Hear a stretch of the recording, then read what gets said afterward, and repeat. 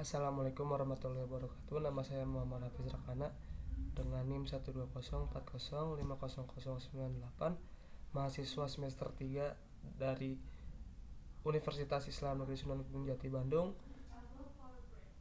jurusan atau prodi Ilmu Komunikasi Jurnalistik. Di sini saya akan membuat video mengenai 25 teori komunikasi.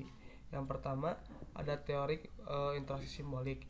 Adalah teori interaksi yang melibatkan berbagai macam simbol di dalamnya. Contohnya, interaksi yang melibatkan pikiran, diri sendiri, serta masyarakat sekitar. Lalu yang selanjutnya ada manajemen makna terkoordinasi. Teori ini membantu menjelaskan bagaimana individu saling menciptakan makna dalam percakapan. Dalam contohnya dalam percakapan melalui pesan singkat yang kita kirim dan kita terima, orang-orang itu akan saling menciptakan makna satu sama lain tanpa disadari. Lalu juga saat kita bermain dunia sosial, kita juga menggunakan berbagai aturan untuk mengkonstruksi dan mengkoordinasi makna. Maksudnya aturan-aturan membimbing komunikasi yang terjadi di antara orang-orang. Lalu yang ketiga ada teori pelanggaran harapan. Teori ini menyatakan setiap orang memiliki pengharapan perilaku non verbal maupun verbal dari orang lain. Nah, apabila si orang ini tidak mendapatkan perilaku verbal atau non verbal yang tidak sesuai dengan keinginannya, maka akan terjadinya pelanggaran harapan seperti bentuk rasa kecewa. Lalu ada teori penetrasi sosial. Teori penetrasi sosial ini mempunyai makna proses hubungan individu-individu di mana para individu ini bergerak dari komunikasi superficial menjadi komunikasi yang lebih intim. Contohnya hubungan-hubungan yang memiliki kemajuan dari tidak intim menjadi intim. Lalu ada teori pengurangan ketidakpastian. Teori ini digunakan untuk menjelaskan proses komunikasi antar dua orang tidak saling kenal sebelumnya sehingga berupaya mencari informasi guna mengurangi ketidakpastian. Lalu yang selanjutnya ada manajemen privasi komunikasi. Teori ini bersifat merasa memiliki informasi privat mengenai diri sendiri sehingga harus mengontrol siapa saja yang boleh mengakses informasi tentang dirinya. Kalau ini lebih ke proses komunikasi kita pribadi. Soalnya di sini dijelaskan bahwa kita yang memiliki informasi mengenai diri kita dan kita juga yang memilih kepada siapa kita akan memberikan informasi tersebut. Lalu yang selanjutnya ada teori disonansi kognitif, di mana teori ini membahas mengenai perasaan ketidaknyamanan seseorang yang dilibatkan oleh pemikiran, sikap, dan perilaku yang tidak konsisten dan memotivasi untuk seseorang mengambil langkah untuk mengurangi ketidaknyamanan tersebut. Lalu yang selanjutnya ada teori dialektika relasional. Teori ini yang menggambarkan suatu hubungan yang terjadi dalam kehidupan manusia sebagai proses yang konstan dan bergerak. Dalam berhubungan ada kecenderungan saling menentang satu sama lain karena memaksakan suatu keinginan atau kehendak masing-masing, karena memang sejatinya setiap manusia itu mempunyai pemikiran yang berbeda. Jadi dalam setiap komunikasi pasti ada ketidakcocokan satu sama lain atau ketidaksepakatan satu sama lain. Lalu selanjutnya ada teori self disclosure. Self disclosure ini merupakan proses yang mengungkapkan informasi pribadi seseorang kepada orang lain atau sebaliknya. Sehat tidak hanya komunikasi antar personal dengan melihat keterbukaan yang terjadi dalam komunikasi. Jadi menurut Joseph Luth bahwa sehatnya suatu komunikasi dilihat dari apakah komunikasi yang berjalan itu bersifat terbuka atau tertutup seperti itu. Lalu yang 11 ada grouping. Grouping adalah proses pengambilan keputusan yang terjadi pada kelompok yang sangat kohersif, di mana anggota-anggota berusaha mempertahankan konsensus kelompok sehingga kemampuan kritisnya tidak efektif lagi gitu. Jadi lebih mementingkan pemikiran kelompok daripada diri sendiri seperti itu. Lalu yang ke-12 ada teori konvergensi simbolik, di mana teori ini adalah teori yang menjelaskan tentang fenomena pertukaran pesan yang memunculkan kesadaran kelompok yang berimplikasikan pada hadirnya makna, motif, serta perasaan bersama. Lalu yang selanjutnya ada teori strukturasi. Teori strukturasi ini menjelaskan dimensi-dimensi utama dualitas struktur dalam interaksi yang memiliki hubungan kapasitas yang diketahui dari para agen dengan sifat-sifat struktural aktor-aktor yang menggunakan modalitas strukturasi dalam reproduksi sistem interaksi, juga menggunakan tanda yang sama untuk menyusun kembali ciri-ciri strukturalnya. Komunikasi makna dalam interaksi yang seharusnya diberi penekanan bisa dipisahkan secara analitis dari operasi sanksi-sanksi normatif.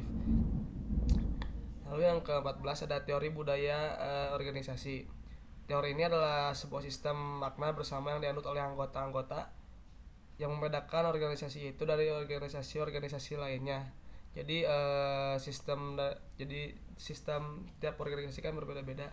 Nah, teori budaya organisasi ini adalah di mana sebuah organisasi memiliki sistem yang disepakati oleh semua anggotanya, sehingga organisasi tersebut berbeda dengan organisasi yang lainnya.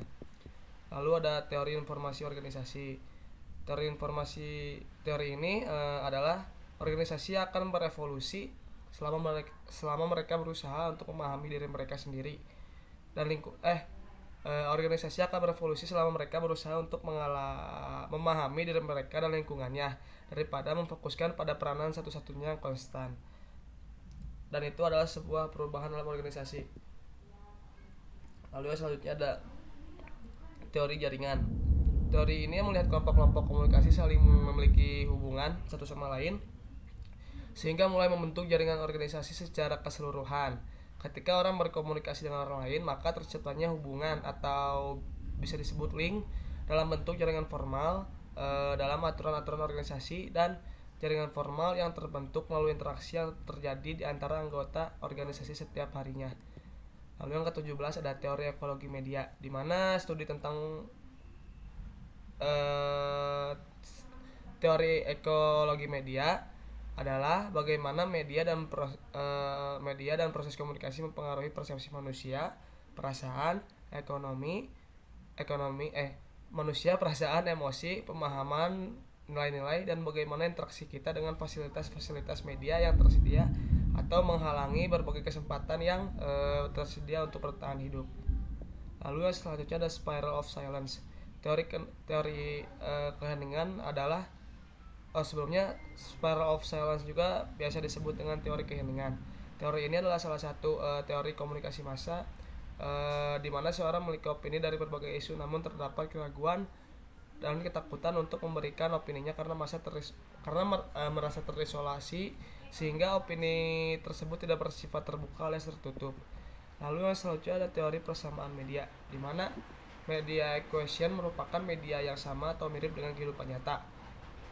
Di mana ini mengisyaratkan atau menyeratkan bahwa orang memproses pengalaman yang dimediasi teknologi dengan cara yang sama seperti mereka yang melakukan pengalaman yang tidak dimediasi karena interaksi individu dengan komputer, televisi, dan media baru pada dasarnya bersifat sosial dan alami, sama seperti interaksi dalam kehidupan nyata.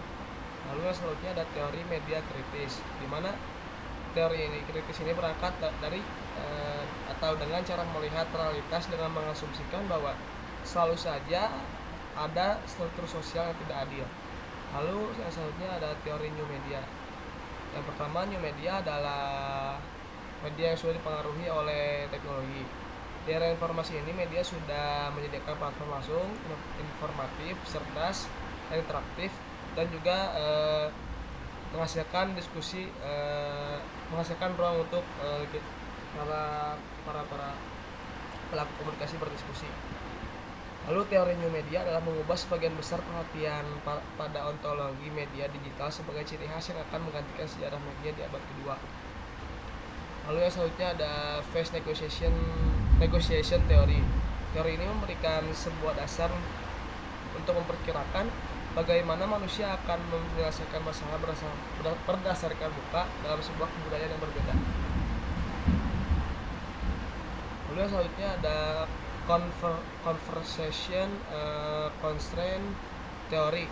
Teori ini disebut juga sebagai teori hambatan percakapan. Dikembangkan di Min Sung Kim, mencoba menjelaskan mengapa dan bagaimana percakapan tertentu atau strategi tertentu berbeda antara berbagai budaya dan efek dari perbedaan tersebut apa seperti itu. Lalu ada ekspektasi teori. Teori pengharapan merupakan salah satu teori dari teori motivasi. Definisi dan teori pengharapan adalah kekuatan dari kecenderungan untuk bertindak dengan cara tertentu yang bergantung pada kekuatan. Lalu kekuatan pengharapan ini juga membuat kita melakukan tindakan yang diikuti oleh output tertentu dan tergantung pada daya tarik output tersebut. Jadi apa yang kita buat itu tergantung dari diri kita sendiri. Lalu yang selanjutnya ada teori akomodasi komunikasi. Inti dari teori ini adalah adaptasi. Bagaimana seseorang menyesuaikan komunikasi mereka dengan orang lain, terutama dengan orang baru. Teori ini berpijak pada premis bahwa ketika seseorang berinteraksi, maka menyesuaikan pembicaraan, pola vokal dan atau tindak tanduk mereka untuk mengakomodasi orang lain. Lalu yang terakhir ada teori komunikasi high context and low context. Komunikasi high context adalah perkataan dengan tipe yang suka berputar-putar dalam memberikan pernyataan sebelum menjelaskan maksud dan tujuannya sebenarnya. Sementara low context culture terdapat pada masyarakat yang menganut budaya individual, sedangkan high context culture terdapat pada masyarakat yang menganut budaya kolektif. Sekian dari saya, terima kasih, mohon maaf bila masih banyak kesalahan. Assalamualaikum warahmatullahi wabarakatuh.